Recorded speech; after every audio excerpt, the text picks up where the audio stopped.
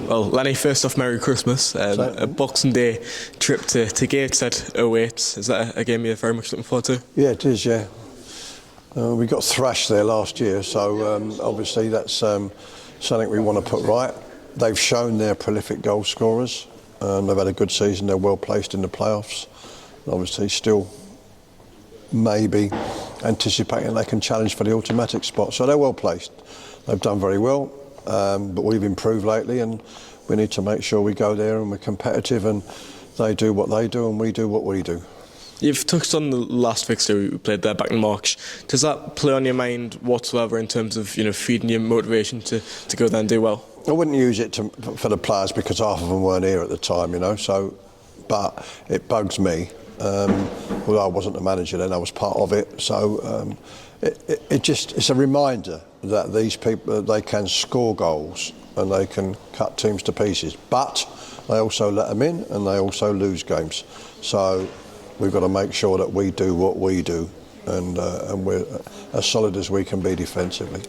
And I guess the Boxing Day fixture is always one of the first that you cast your eye to when the fixtures are released in July. Was that the case for yourself? Yeah, I mean, all you're pleased about, you haven't got to go to the other end of the country, It makes sense to have a local government and the New Year's Day game against Oldham. What pleases me most about the fixtures over the festive period in this league is that in a football league you play Boxing Day, then you play at the weekend, Saturday or Sunday, and then you play again on New Year's Day.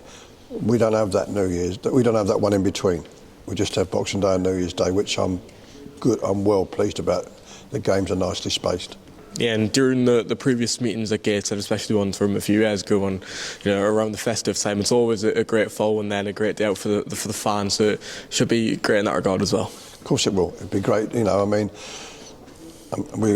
have a lot of fans there, and we've got to make sure we don't let them down. It's as simple as that, really. With the performance or with the result, hopefully. It'll be tough, Respect what they've done there. They're a good team, and we've got to be bang on it. Otherwise, we won't win. But if we are consistent, disciplined, and we do well in the big moments of the game, there's no reason why we can't get a result. And how do you best prepare the players, especially around the Christmas period and whatnot? How are the players, going into this one? Yeah, they're fine. You just prepare them as normal. We do our sessions on the Monday after the Saturday game, Christmas Eve. We don't have them in Christmas Day. I think that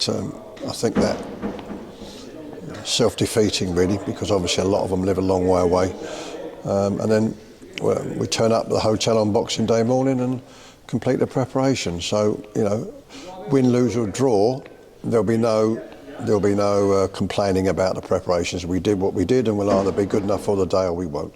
And we'll just touch on a few injuries as well. I know Adam Campbell came off early. Is there any indication on how he's currently doing? Yeah, he's going to be a few weeks, Adam. So unfortunately, he's going to be a few weeks. I don't really want to make predictions. Mid to late January, I would hope he'd be back by. But it's a groin thing. It's a grade 2, so he ain't going to be back in the near future, which is a shame. It'll be a big miss, but we've got a squad. There's somebody else's opportunity, so let's get on with it and see what we can do. Just two other players, Joel Dixon and Greg Sloggett, they've been out for a few weeks. How are they coming? Joel's coming along, not ready yet. Greg Sloggett, no, he trained, he looked good yesterday, to be fair. He's training okay, so unless there's any last minute problems, he'll go on the bench.